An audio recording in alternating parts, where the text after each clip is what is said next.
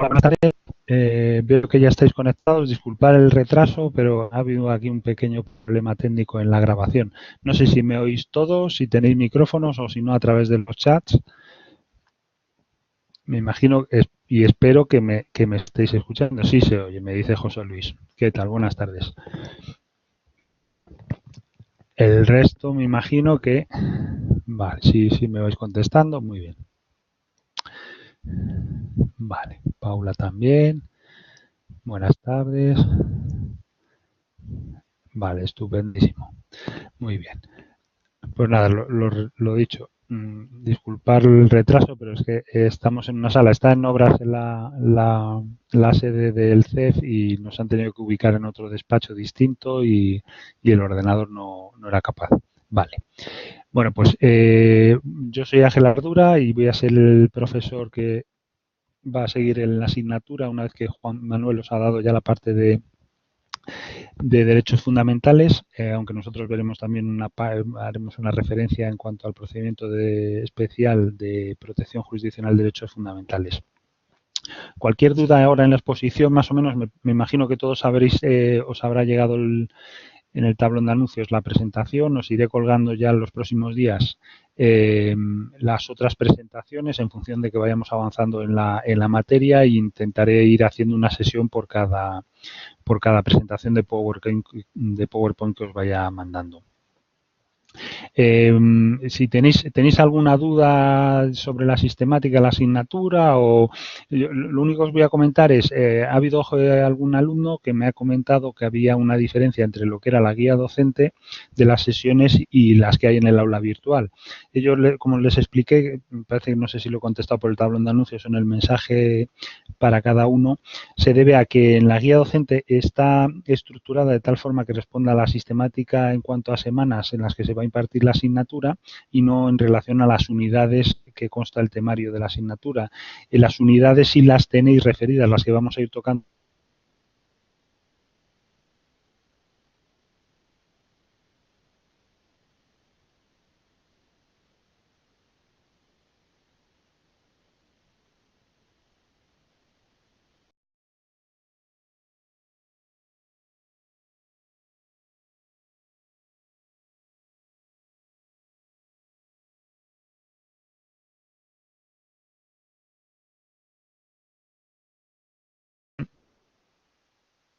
Los demás me parece que igual lo has conectado bien, se está volviendo a conectar, no tarda mucho. El audio y el vídeo estarán desactivados hasta que vuelva a conectar. Bueno, pues ahora es que se ha de desconectar. ¿Me oís ahora los demás? Ahora sí, vale, vale. No se escucha, Alejandro, me dice. Yo no sé si va a salir esto bien, porque ya os digo que hemos tenido el problema técnico y no sé yo si aquí en el ordenador que me han dejado ahora va a funcionar esto o se va a ir la conexión a internet y por eso igual se me deja de oír. Incluso la grabación. No obstante, yo creo que la grabación sí, o sea, lo que voy a ir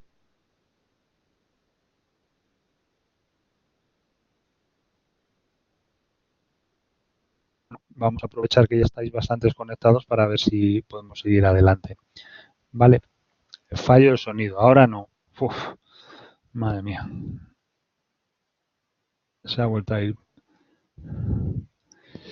Vale, pues si esperáis, ya, sí, pues ya voy a esperarme un momento, que voy a tratar de comentarlo con la coordinadora y a ver si es posible. Un momentito, ¿eh? No os vayáis.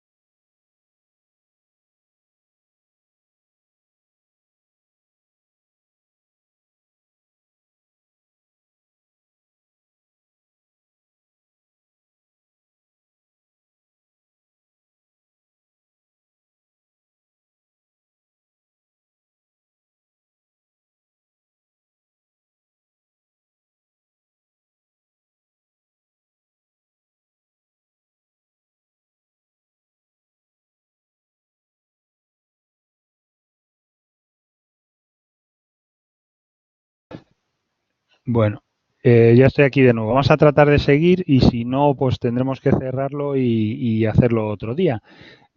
Ahora sí que me escucháis. Sí. Ahora sí. Vale. Yo creo que es un problema igual de la conexión de Internet. Bueno, pues vamos a tratar de seguir adelante y porque esperad un momento, porque la sesión se sigue grabando, luego se colgaría, aunque no me oigan ellos, ¿no? Lo que pasa es que claro para ellos sí, sí.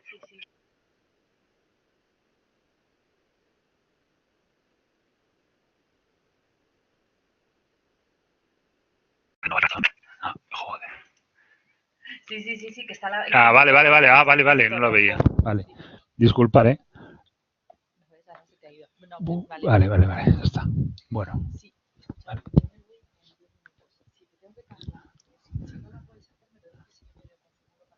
Vale, muy bien, venga, gracias. Es que perdonad que estaba hablando con la coordinadora a ver cómo lo podíamos solucionar. Bueno, ya que estáis conectados, vamos a tratar de seguir y vamos a rezar para que no se nos vaya esto, porque la verdad es que nunca me había pasado esta cuestión. Bueno, pues como os decía, ya os he comentado lo de la guía docente y lo de las unidades del temario y como os decía, habrá partes que no vayamos a ver y que no serán evaluables. Las cuestiones, todas estas cuestiones referidas a cuestiones perjudiciales, civiles, penales o las de ante el Tribunal de Justicia de la Unión Europea, pues no son propiamente solo de contencioso, sino que valen para toda la jurisdicción o el supuesto de nulidad de nulidad de actuaciones también que viene, me parece, en el tema 18 es un tema más de procesal civil, que es donde se regula en la ley de enjuiciamiento civil, porque en la ley de la jurisdicción contenciosa administrativa no se regula la nulidad de actuaciones, sino que se aplica de manera supletoria. Bueno, vamos a comenzar la sesión y también os diré que en esta semana, me parece, no sé si mañana o la siguiente semana, procederé a colgaros ya la primera actividad que consistirá en realizar un recurso administrativo sobre un supuesto de hecho que os daré. Y se abrirá también el control. El control, o por lo menos yo he pedido que me lo configuraran para que tuvierais, me parece, dos intentos, pero que no tengáis límite de tiempo, es decir, que lo pudierais realizar sin tener ahí la presión de que se os cierra por el tiempo, de tal forma que podáis trabajar las preguntas y bueno, pues ir de poco en poco. Bueno, vamos a comenzar, salvo que tengáis alguna pregunta, si es que me estáis oyendo, porque ya entiendo que sí. Vale, muy bien. Pues venga, vamos a empezar. Vale, la presentación, como la he ido mandando, sí la estaréis visualizando, pero es una especie de cuestiones generales que considero que es importante que entendáis respecto a lo que es la fase previa al contencioso administrativo. Os he hecho aquí una breve introducción respecto a cómo está configurada hoy la administración pública, cuáles son las finalidades de la administración pública y cómo se organiza respecto al Estado. Os pongo aquí que normalmente el Estado se dota de la administración pública porque está configurada como una prestación, como una administración prestacional en la mayoría de los casos y el principio general al que debe de responder. Aquí me pone examen final y demás. Vale, el examen final no os preocupéis, os hago aquí yo una aclaración antes de empezar. Es solo para comentar los temas. El examen final creo que el año pasado consistió en unas preguntas test con 4 contestaciones posibles, solo una correcta. Me parece que eran unas 10 preguntas tipo test y luego un supuesto de hecho parecido al que os pongo en los casos prácticos, en el que se hacen una serie de preguntas respecto al proceso contencioso administrativo. ¿De acuerdo? Pero de todas formas, yo siempre digo que en esta asignatura hay que esforzarse mucho, mucho, mucho, pero para suspender. ¿Vale? O sea, que lo normal es que apruebe todo el mundo y no haya ningún problema. Tampoco es lo que se trata, es que aprendáis. ¿De acuerdo? Vale. También, no sé si alguno estaréis, me pone aquí, no hay pregunta de desarrollo teórico. No serán de exposición, o sea, no me interesa que me contéis el acto administrativo en el examen. Yo lo que me interesa es, el principal objetivo de la asignatura es, por un lado, que entendáis un poco de derecho administrativo y tengáis una aproximación al proceso contencioso administrativo, principalmente que se os quede una especie de esquema, es decir, enseñaros como si os fuera a enseñar a las reglas a cómo se juega el fútbol, y luego ya dependerá de cada uno que sea jugar como Messi o como otro jugador, ¿de acuerdo? Entonces, lo esencial es que tengáis un esquema respecto a los puntos esenciales para poder trabajar en contencioso administrativo. Ese sería el primer objetivo. Y el segundo es conseguir que ninguno haga el examen de acceso por contencioso, porque hay una diferencia entre el temario que nosotros vemos aquí en el máster y luego lo que os exige en el examen de acceso, principalmente porque se ve derecho sustantivo. Entonces, un consejo que os doy yo particular es que os presentéis a hacer el examen por una asignatura que no sea muy complicada, pues ya sea penal igual, vamos, complicada me refiero, que no requiera muchas complicaciones en derecho sustantivo. Entonces, penal, por ejemplo, puede ser buena o social. Contencioso, salvo que haya alguno muy interesado en hacerlo en contencioso porque le guste el contencioso con el contencioso, pues vale. Pero si no, yo personalmente me decantaría por alguna que sea fácil de preparar. Falla. Bueno, pues sí que estamos buenos. Me dice Alejandro que no se me oye ahora. Bueno, igual ha sido Alejandro. Muy bien. Bueno, pues continuamos si queréis. Va y viene el sonido. Ya me imagino. El problema es que luego no se quede en la grabación. Esperemos que para la próxima tengamos más suerte. Lo que os decía. Ya no, si no es cuestión de moverse, si yo creo que la cuestión es de la conexión de Internet. Salvo que sea el micrófono, que no lo sé si será el micrófono, pero vamos, procuraré moverme lo menos posible. Yo creo que no, sí, yo no acepto la broma, si puede ser incluso el micrófono. Voy a estar muy quietecito para que no se me vaya el sonido, a ver si consigo. Bueno, pues como os decía, la administración hoy en día, la finalidad propia que tenéis que tener en cuenta de la administración en su actuación es que sirve con objetividad a los intereses generales, como veis aquí en el artículo 103 de la Constitución. Y luego la Constitución también recoge una serie de principios básicos de actuación en la administración, que son el de eficacia, el de jerarquía, descentralización, desconcentración y coordinación, que son principios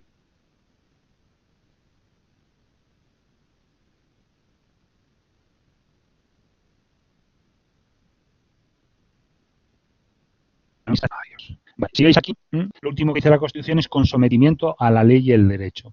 Vale, aquí es donde entra el control que posteriormente se hace, en el contencioso administrativo.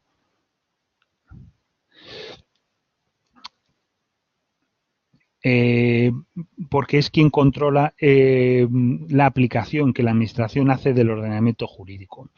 Como la administración tiene una serie de privilegios, ahora vamos a ver aquí en la siguiente si tengo a bien que se pueda. Vale. Bien, como la administración tiene una serie de cumplir una serie de finalidades y fines, lo que hace el Estado es que le otorga una serie de potestades, una serie de poderes para poder conseguir y acceder a esos fines. Esto normalmente se reconoce como potestades. Yo os he puesto aquí una clasificación general que distingo entre potestades genéricas, distinguiendo entre regladas y discrecionales. Esto es importante que lo entendáis porque en función del tipo de potestad que ejercita la administración en su actuación, el control que va a poderse ejercer sobre esa actividad administrativa, bien sea a través de los recursos administrativos o bien sea luego posteriormente en el contencioso administrativo, será más amplia o más limitada. Las potestades regladas son aquellas en las que la administración debe de adoptar una resolución que le viene ya marcada, mientras que en las discrecionales el ámbito de decisión de la administración es más amplio. Esta hace que obligue normalmente en las potestades discrecionales, en el ejercicio de potestades discrecionales, a que sean motivadas. Es decir, que se dé la explicación de por qué se ha elegido esa opción por parte de la Administración. Y luego se ha puesto aquí una serie de potestades específicas referenciadas a lo que es el ejercicio de la Administración, que hemos puesto potestad reglamentaria, potestad expropiatoria o tributaria. En cuanto al control de la actuación de la Administración, es decir, el sometimiento a la ley y al derecho, veis aquí que os he puesto el artículo 105 y 106. Pues se hará mediante el control de un procedimiento administrativo, tras el cual se tiene que dictar los actos administrativos y posteriormente, después de la revisión ante la propia administración de su actuación, se hará mediante un control judicial que abarcará tanto el ejercicio de la potestad reglamentaria y la legalidad de la actuación administrativa. A ver, porque ahora... Vale. La potestad reglamentaria, ¿qué significa? La actuación que vosotros podéis impugnar al contencioso administrativo, en la jurisdicción contenciosa administrativa, está limitada a actos administrativos singulares, que sería una resolución particular, es decir, por ejemplo, una multa de tráfico, una resolución sancionadora que impone una multa de tráfico es una resolución singular. Y también podéis recurrir lo que se denominan reglamentos o disposiciones de carácter general, que son productos normativos de la administración. El resto que estáis conectados, ¿me estáis oyendo? Porque veo que la gente se está saliendo. A ver, sí. Vale. O sea, que puede ser también que ellos tuvieran algún problema. De acuerdo, nosotros seguimos. Muy bien, estupendo. Vale, entonces, como os decía, el control, nosotros en la jurisdicción contenciosa administrativa, que es en la que trabajo yo, el control judicial se va a establecer sobre los reglamentos, por ejemplo, una ordenanza fiscal de un ayuntamiento, un real decreto del Consejo de Ministros, un decreto autonómico, esos son reglamentos. Y la diferencia con el acto administrativo, que luego la veremos, es que tiene carácter normativo, va a regular determinadas situaciones. Al amparo de esa regulación se van a poder dictar actos administrativos por parte de la Administración. Y lo otro serían actos administrativos singulares, es decir, actos que se agotan en la ejecución de ese propio acto. Por ejemplo, una resolución sancionadora de una multa de tráfico es un acto singular que una vez que se ha pagado se ha agotado ya. Mientras que al amparo del Real Decreto, por ejemplo, que regula el procedimiento sancionador en materia de tráfico, la Administración va a seguir dictando actos administrativos. Bien, estas dos cuestiones, tanto el reglamento como el acto administrativo singular, es susceptible de impugnación ante la jurisdicción contenciosa administrativa. Por encima de esas dos cuestiones no se puede recurrir al contencioso administrativo. Si en algún procedimiento o en un proceso, mejor dicho, contencioso administrativo se plantea la posible inconstitucionalidad de una norma con rango de ley, o ya sea ley formal o ley material, la jurisdicción contencioso administrativo no tiene competencia para entrar a enjuiciar eso, sino que deberá de plantear una cuestión de inconstitucionalidad ante el Tribunal Constitucional, que es el único órgano con competencia para determinar la constitucionalidad o no de una norma.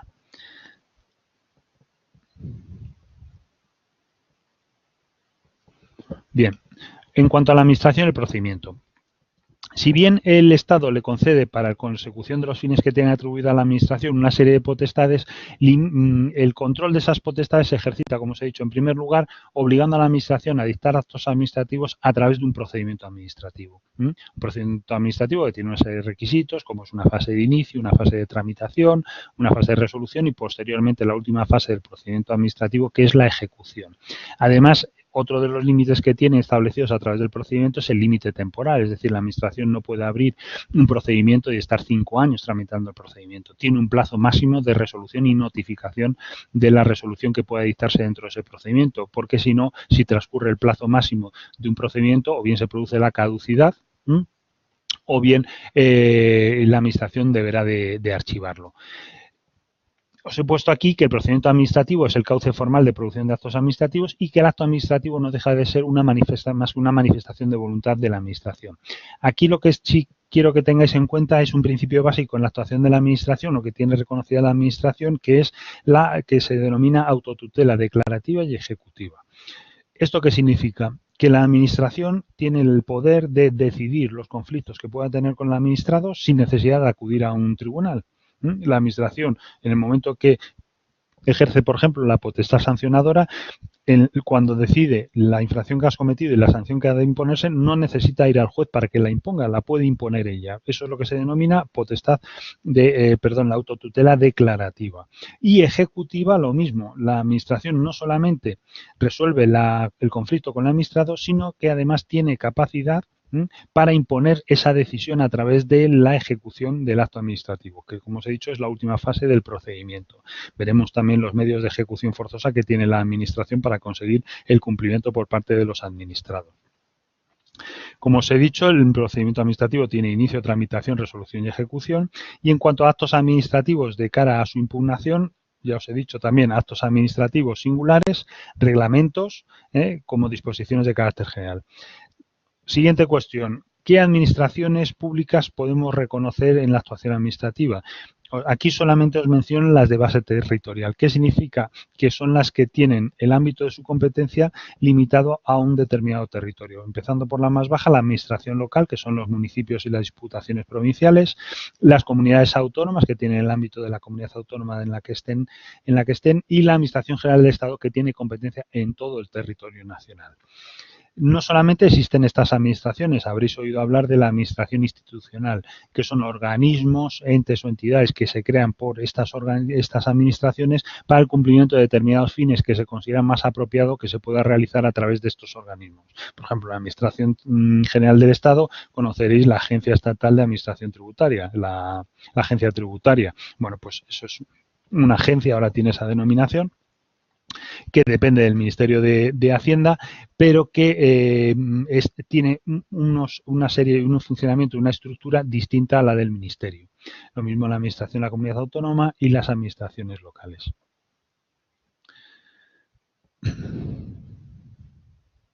Bien, os he puesto aquí una referencia a cómo se estructura más o menos una administración, principalmente ya que me imagino que todos seréis de distintas comunidades autónomas y de distintos municipios, pues he ido a la superior, que es la Administración General del Estado, que nos afecta a todos.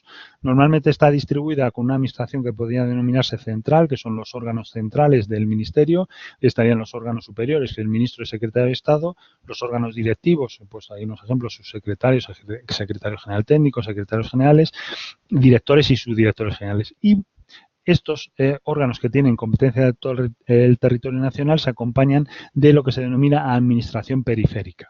Cuando veis que se trata de administración periférica, siempre son órganos administrativos cuya competencia queda limitada a un ámbito territorial determinado. Por ejemplo, una delegación del Gobierno en Madrid únicamente tiene competencia administrativa respecto al territorio o a lo que sucede dentro del ámbito de la Comunidad de Madrid.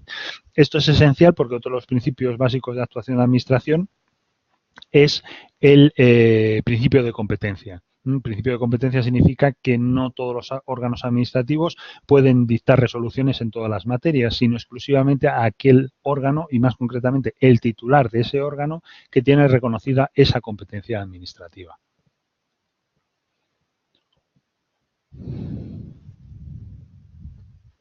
Bien, una vez que hemos visto cómo son el procedimiento administrativo, nos quedaría la siguiente fase. Es decir, nosotros nuestra relación con la administración se va a basar primeramente como interesado en un procedimiento administrativo, puede ser un procedimiento sancionado, por ejemplo, una multa de tráfico, puede ser un procedimiento tributario, etcétera.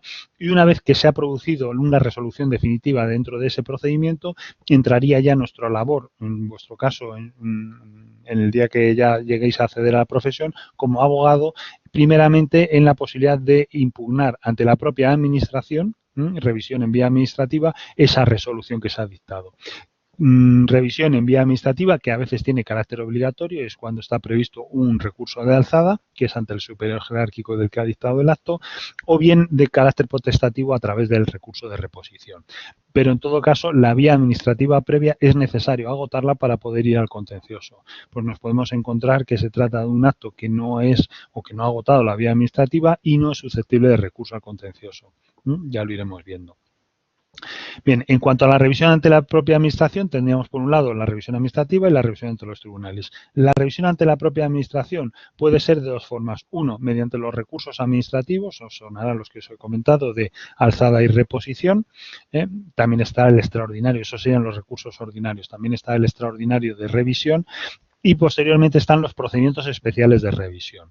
Que estos procedimientos especiales de revisión están basados en otro principio también básico de actuación de la Administración, y es que una vez que la Administración ha dictado un acto, no lo puede modificar. Es decir, si la Administración dicta hoy un acto y mañana se da cuenta de que se ha equivocado, no puede inmediatamente rectificar o modificar esa actuación. Tiene que someter esa modificación a uno de estos procedimientos, como veremos.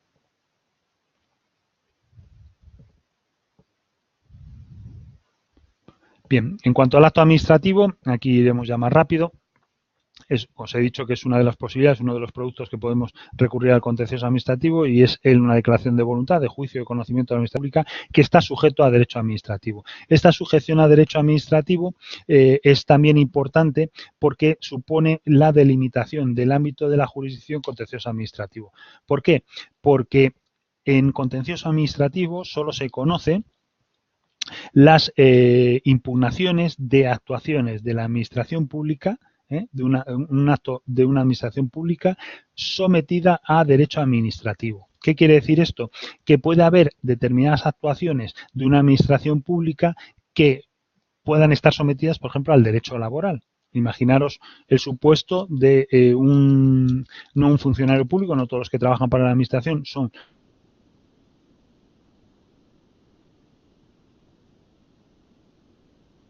unida a ella por una relación de especial sujeción, sino que está unida a ella con un contrato laboral que se rige por las normas de derecho laboral y que en el supuesto de que exista alguna problemática en la ejecución de ese contrato laboral no va a venir a la jurisdicción contenciosa, sino que irá a la jurisdicción social. Lo mismo también pasa con las cuestiones civiles. En la relación en la administración con los particulares puede estar sujeta a esa relación. Imaginaos un contrato de compra-venta para la adquisición de un bien, no mediante un contrato administrativo, sino un contrato de compraventa sometido a las normas del derecho civil. Entonces, en ese caso concreto, las posibles problemáticas, los posibles problemas que puedan surgir en la ejecución de ese contrato sometido al derecho civil tampoco vendría al contencioso administrativo, sino que tendríais que ir a la jurisdicción civil. Bien, en distinción entre acto y reglamento. Bien, ya os he explicado antes, principalmente la base esencial de la distinción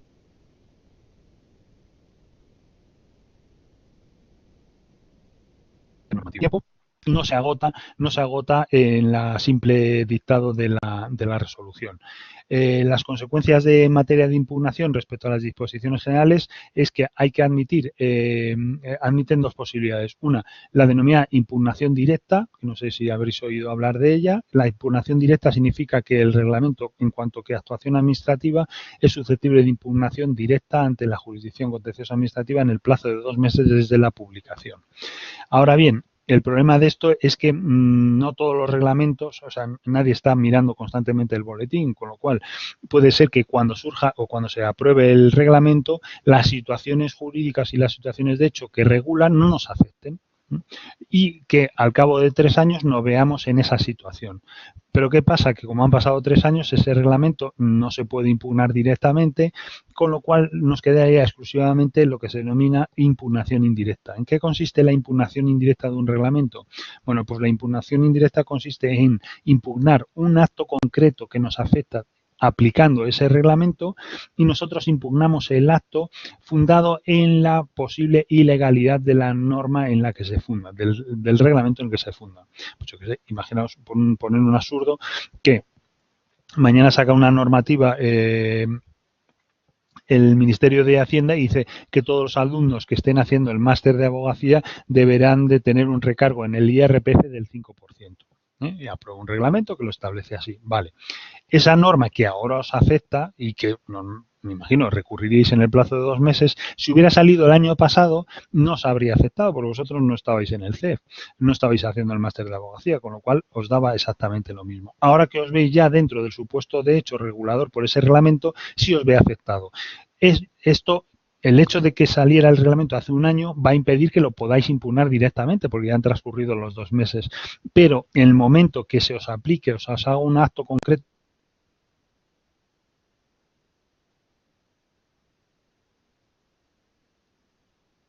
es el momento en que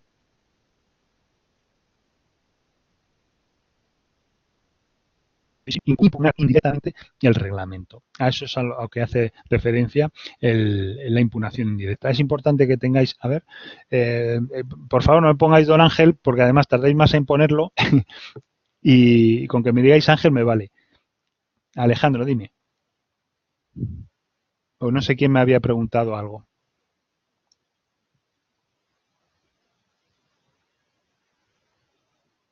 No sé si me oís ahora.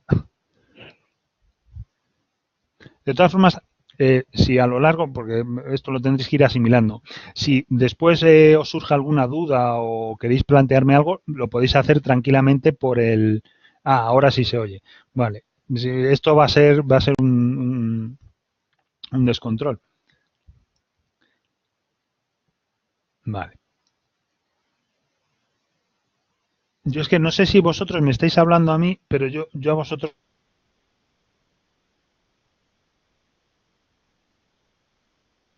habitualmente las conexiones a veces es con el Playboard, luego otras sesiones con otro, pero bueno, más o menos yo creo que, si no, lo que sí quería decir es que si luego cuando ya maceréis esto, ya la ambiquéis un poco o os pongáis un día a revisarlo o os pueda surgir la duda respecto de algo de la materia, falla muchísimo el audio, es difícil, lo entiendo perfectamente, no os preocupéis, ¿de acuerdo?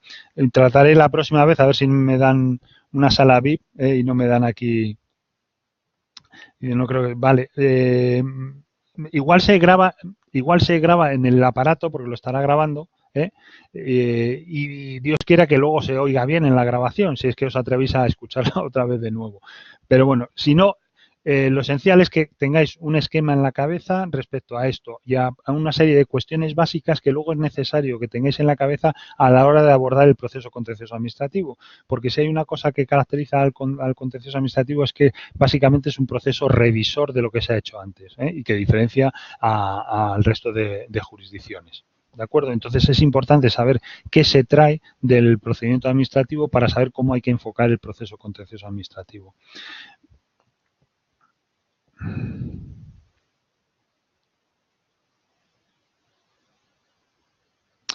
Vale. Bueno, el procedimiento... mira, pues os he puesto aquí, esto está sin actualizar, no es la ley 30/92, sino la ley 39/2015, que es la que regula estas cuestiones. Todas estas cuestiones. Y os he puesto que luego, sin embargo, hay procedimientos administrativos especiales o sectoriales. Es decir, la ley 39/2015 regula el procedimiento administrativo común, es decir, las normas, el esqueleto general del procedimiento, mientras que luego, cuando ya se desciende a materias concretas, como puede ser responsabilidad patrimonial, expropiación forzosa, procedimientos sancionados, contratación administrativa, materia laboral, os he hecho aquí una referencia a posibles normas, existe un procedimiento administrativo concreto que es al que debéis acudir. ¿De acuerdo? Es decir, no todo, os dicen, procedimiento administrativo, no todo va a estar en la ley de procedimiento administrativo, sino que dependiendo de la materia del que se trate, si tráfico, bueno, pues habrá que ir a la ley de tráfico y al reglamento de aplicación de la ley de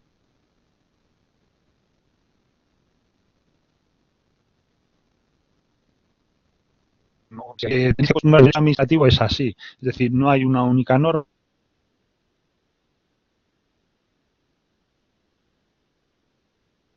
No, es con el mismo código, bueno, serían con la misma ley de enjuiciamiento civil y el código civil, que es de esa época también. Fallo, vale.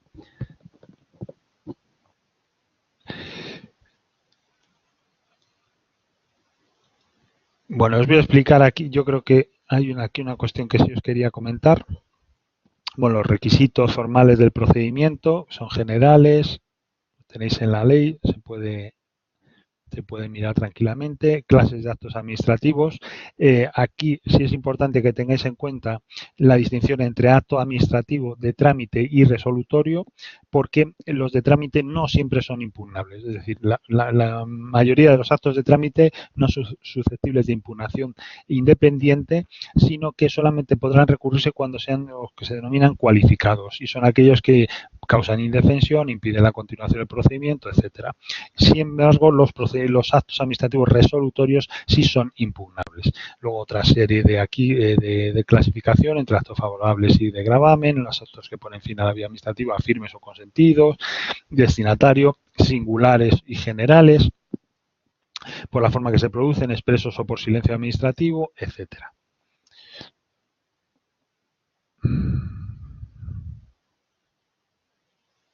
Bien, y esto es aquí donde quería llegar para que lo tengáis en cuenta. Bien, el silencio administrativo. Me imagino que en la universidad habréis oído hablar, si no, pues del silencio administrativo, espero que lo hayan explicado. La ley de procedimiento administrativo, aquí os lo he puesto en el artículo 21, regula el silencio administrativo. ¿Qué es el silencio administrativo? El silencio administrativo es una ficción jurídica creada por el propio legislador que, si bien primero parte de la obligación de la Administración de resolver expresamente y notificar las resoluciones en todos los procedimientos, a ver, las de trámite no son recurribles. Me pregunta Verónica, por si alguno, que si los actos de trámite no son recurribles. No todos los actos, exacto, salvo excepciones, no todos los actos de trámite, o mejor dicho, los actos de trámite como tal no son recurribles. Si están dentro de alguna categoría que se les puede considerar cualificados, sí son recurribles. Me explico. Si, por ejemplo, en un procedimiento sancionador se hizo una resolución por la que se inicia el procedimiento sancionador, ese acto de inicio de un procedimiento sancionador no es recurrible independientemente.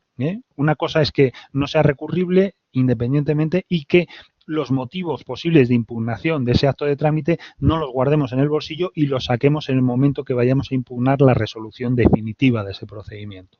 Por ejemplo, si en el acuerdo de inicio se nos comunica el nombre de un instructor que sabemos que no le tenemos ningún tipo de amistad, más bien enemistad, y él a nosotros, y pedimos que se abstenga o le recusamos y no, y sigue adelante, esa falta de recursos o esa resolución en la que se nos deniegue la recusación no va a ser recurrible independientemente de la resolución final del procedimiento, sino que guardaremos ese motivo de impugnación respecto a la resolución final. Ahora bien, si en ese mismo procedimiento sancionador, en el acuerdo de inicio en el que se nos comunica que se nos ha abierto un procedimiento sancionador por los hechos que sean, etcétera, etcétera, se adopta para evitar o para conseguir que se pueda garantizar la resolución que se vaya a dictar en el mismo y se adopta una medida cautelar, ese acto de trámite, como contiene una medida cautelar que sí nos afecta directamente y nos puede causar indefensión o puede afectar a nuestros derechos e intereses legítimos, sí es posible recurrirla en cuanto a la adopción de la medida cautelar. Eso es lo que sería un acto de trámite cualificado. Y la distinción entre cuándo sería uno y cuándo otro. ¿Vale? Espero que os ha quedado claro. Si no, lo que os quería decir antes es que si no, por el foro de tutorías, cuando luego os pueda surgir otra pregunta, me lo podéis hacer y como al foro lo pueden acceder todos también para que lo vean. Muy bien. Vale, pues el silencio administrativo, como os decía, es una ficción jurídica que crea el legislador para que, si bien primero se pone estupendo y dice que la Administración debe resolver expresamente y notificar todas las resoluciones en todos los procedimientos que se inicien, con algunas excepciones, a continuación se da cuenta de que posiblemente no vaya a producirse en todos los casos y por eso regula la ficción del silencio administrativo. Silencio administrativo. Veréis que hay muchas referencias al acto presunto. Eso ya no existe porque fue una mención que se introdujo en la Ley 30/92 en la primera redacción y que desapareció en la modificación del 99, en la Ley 4/99, pero se sigue arrastrando la denominación y en la nueva ley también se hace referencia. El acto presunto es una referencia que metía en la Ley 30/92 porque se exigía una certificación para acreditar que se había producido el silencio y entonces se denominó acto presunto. Pero hoy en día no veréis. Lo veréis y lo encontraréis hasta en sentencias de la Sala Tercera del Tribunal Supremo, pero desde mi punto de vista no es correcto. Hay que referirse a resolución expresa, que sería una resolución que se dicta expresamente y te la notifican, o resolución producida por silencio administrativo. Por ejemplo, recurrimos en alzada una determinada resolución, transcurre el plazo máximo de resolución y notificación y no nos han comunicado nada, pues lo que vamos a recurrir es la desestimación del recurso de alzada por silencio administrativo. ¿De acuerdo? Bien.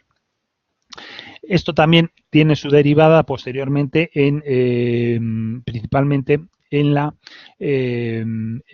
carencia de plazo para poder recurrir resoluciones que se han producido por silencio administrativo. También me explico.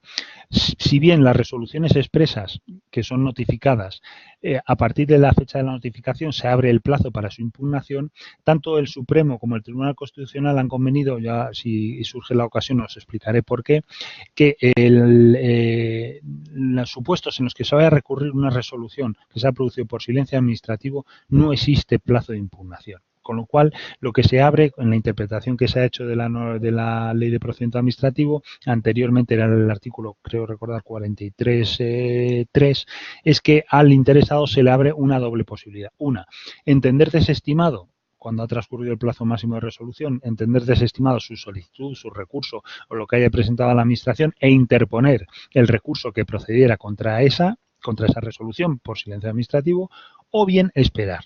De tal forma que podemos estar esperando un año porque a la Administración el hecho de que haya transcurrido el plazo máximo para resolver y se haya producido la ficción del silencio administrativo, vamos a pensar negativo, no le exime de la obligación de dictar la resolución expresa. Esto generará problemas, como veremos luego en el proceso contencioso administrativo, con resoluciones expresas posteriores a cuando nosotros ya hemos interpuesto el recurso contencioso administrativo y que nos obligará en muchos casos a hacer una ampliación del recurso contencioso administrativo a esta nueva resolución. ¿De acuerdo? Bueno, si veis en la regulación del silencio, veréis que parece que está regulado de tal forma que la mayoría de los casos tiene un efecto positivo.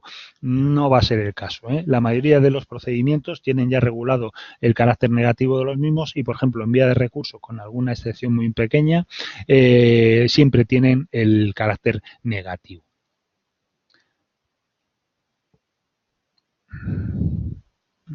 Vale, aquí os pongo la diferencia también entre el silencio administrativo en procedimientos iniciados a solicitud del interesado. Bien, para que lo entendáis es, si nosotros, la diferencia entre solicitud del interesado o de oficio.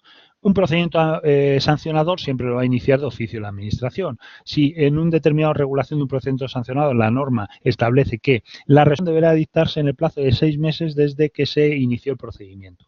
¿Qué quiere decir esto? Que transcurridos los 6 meses, la Administración no es que se haya producido el silencio administrativo, porque el procedimiento está iniciado por la propia Administración. Los efectos del transcurso máximo, que es a lo que obedece el silencio, del tiempo para resolver y notificar en los procedimientos que sean desfavorables o que sean susceptibles de producir actos de gravamen, lo que produce es la caducidad del procedimiento y la Administración tendrá la obligación de archivarlo. Mientras que en los procedimientos que se han iniciado a instancia del interesado, el transcurso del plazo máximo para resolver y notificar tiene los efectos de producir el silencio administrativo negativo y por eso el interesado en estos casos puede o bien esperar a que la Administración resuelva expresamente y en el momento que resuelva expresamente poderlo impugnar, o bien entender que le han desestimado su solicitud e impugnar mediante el recurso que procediera. Y yo no sé lo que tengo aquí, plazos para resolver, esto es más o menos lo que os he ido explicando.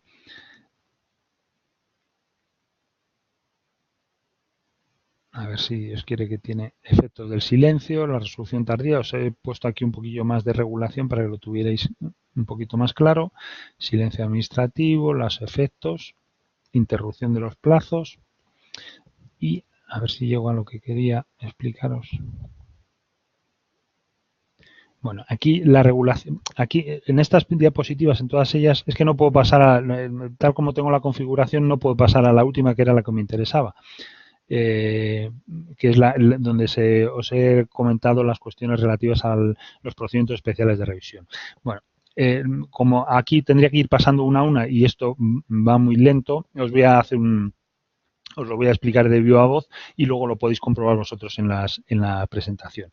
Dos cuestiones. Una vez que ya os he explicado que tenemos en la fase de procedimiento administrativo las fases que tienen de inicio, tramitación, resolución y ejecución. No os olvidéis de esa fase de ejecución, que es la última. Bien. Y la Administración, cuando dicta una resolución, esa resolución es la que nosotros tenemos que atacar. La revisión, a veces es necesario agotar una previa revisión ante la Administración, como os dije también, y otras veces cuando ya el acto ha agotado la vía administrativa podemos ir al contencioso administrativo. Los recursos que tiene previstas las leyes para las actuaciones administrativas de carácter ordinario son el de alzada y el de reposición. El de alzada está configurado como un recurso obligatorio que debe interponerse ante el superior jerárquico del que ha dictado el acto.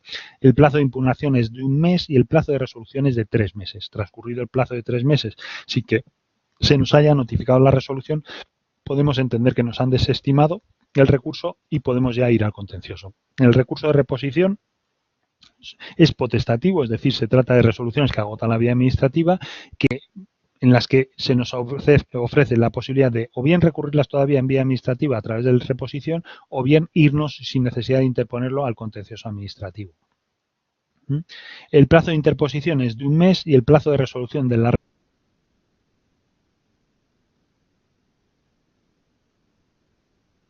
es de 1 mes que citan la ley que agota la vía administrativa vienen las que resuelven los recursos de alzada.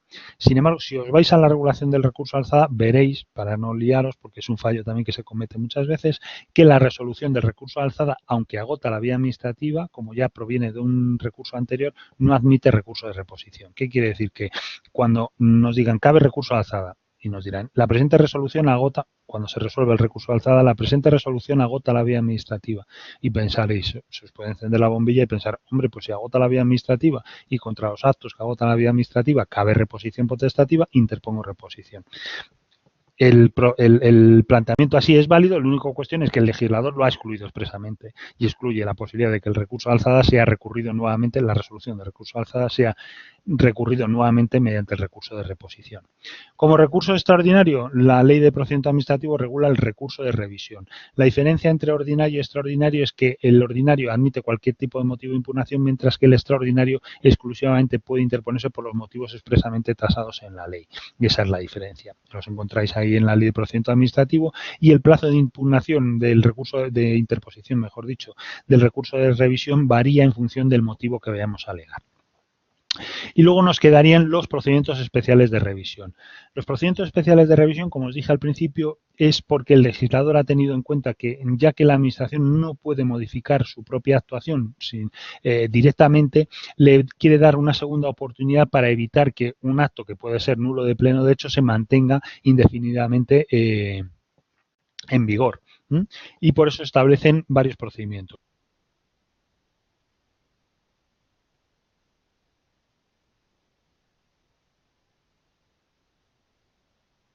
El primero de ellos es incluso en alguna de las causas de nulidad de pleno derecho que regulan la ley, que si las veis, pues son que se haya prescindido totalmente y absolutamente del procedimiento legalmente establecido, que causen indefensión, que hayan infringido un derecho susceptible de amparo constitucional, etcétera. El plazo de tramitación del procedimiento será de 6 meses y una vez transcurrido ese plazo, pues podemos entender que se ha desestimado la petición de nulidad de pleno derecho y podemos ya interponer el recurso correspondiente. Las resoluciones de la revisión de oficio de la nulidad de pleno derecho agotan la vía administrativa. Lo único que admitirían, por lo tanto, es un recurso de reposición. Segundo procedimiento es el de lesividad. El de lesividad resulta menos interesante para nosotros porque es un procedimiento para la Administración.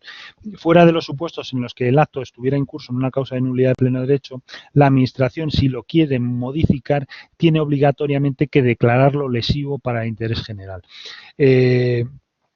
¿Esto cómo se hace? A través de este procedimiento de lesividad. El procedimiento de lesividad tiene la finalidad de que la Administración, frente a un acto que puede infringir el ordenamiento jurídico que no está en curso en causa de nulidad de pleno derecho, quiera anularlo, tiene previamente que declararlo lesivo para el interés general y posteriormente, con eso no bastaría, sino que tiene que impugnarlo ante la jurisdicción contenciosa administrativa.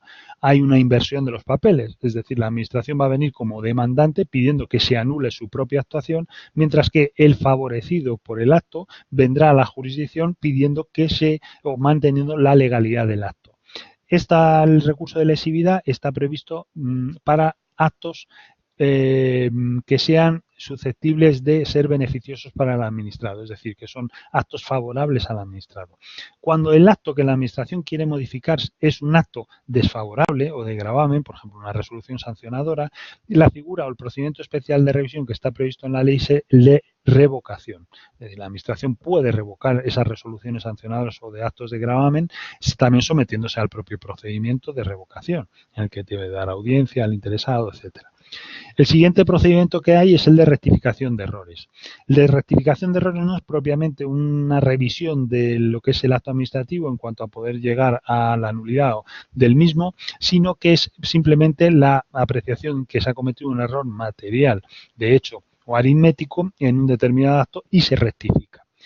Puede existir el vicio de intentar, a través de la rectificación, hacer un cambio jurídico. Eso no está permitido. Todo aquel cambio de un acto administrativo que implique una interpretación jurídica es necesario llevarlo a otro campo. Llevarlo a otro campo. Y no admitiría la rectificación de errores, que como su nombre dice, son errores de hecho. Por ejemplo, se ha equivocado el nombre del recurrente, se ha equivocado en una fecha o se ha equivocado en una cuantía. Pero se ha equivocado en una cuantía por un error aritmético, que tenía que poner 100.000 y ha puesto 10 millones. Sobra un cero y entonces lo corrige, o sobra dos ceros. Si, por ejemplo, el fallo está en que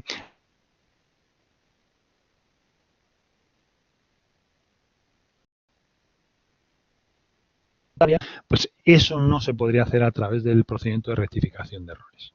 Y el último supuesto que os he puesto ahí, que no está en la Ley de Procedimiento Administrativo, pero sí se regula en algunas normativas sectoriales, es la devolución de ingresos indebidos. También, tampoco se trata de propiamente de una rectificación o de una modificación de un acto administrativo, sino que está previsto para cuando viene ahí una serie de supuestos, se ha hecho algún tipo de ingreso que es necesario que la Administración nos devuelva.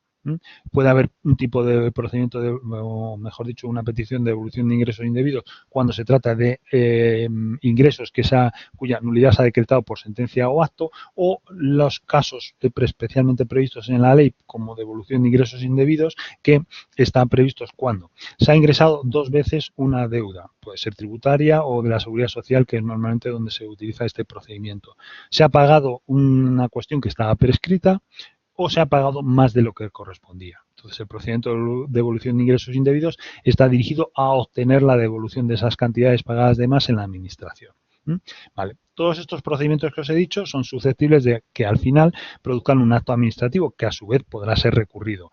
El de nulidad de pleno derecho, ya os he dicho, lesividad y revocación no admiten impugnación en vía administrativa y serán directamente recurridos ante el contencioso, mientras que rectificación de errores y devolución de ingresos indebidos admiten impugnación en vía administrativa y la posterior resolución de ese recurso es la que se puede llevar al contencioso administrativo. Bueno, y yo con esto daré por finalizada la sesión, tortuosa para vosotros, me imagino, porque habrá más problemas de comunicación aquí que con el Apolo 11. Pero bueno, no sé si tenéis sobre lo que os he ido explicando algún tipo de pregunta. ¿Me queréis hacer ahora que estamos en directo? O si no, posteriormente, si queréis, me la podéis hacer a través del foro de tutoría. No sé si hay alguno que me está escuchando o... vale. Las diapositivas os las he mandado en si queréis cuelgo el PowerPoint, pero os he mandado el PowerPoint en el tablón de anuncios, lo tenéis ahí colgado si queréis sacarlo de ahí. El examen final, me pregunta Gema, por si os interesa a los demás, tendrá 2 partes. Sí, tiene una parte de preguntas test, salvo que este año cambie, si desde el punto de vista del examen de acceso, si aquí se decide la coordinación otro tipo de examen, pues haría otro. Pero el que se viene normalmente poniendo, ya os digo, son unas 10 preguntas tipo test, que no os contará negativo, yo estoy en contra de que cuente negativo, y luego igual pues 5 o 6 preguntas, no sé, en función de sobre un supuesto, de tal forma que os hago un supuesto práctico sobre un caso y os voy haciendo preguntas de cara al procedimiento contencioso administrativo, pues qué plazo hay para recurrir, por qué procedimiento se va a llevar, cuál va a ser el órgano judicial que se va a encargar, etcétera. ¿Vale? ¿Alguna pregunta más?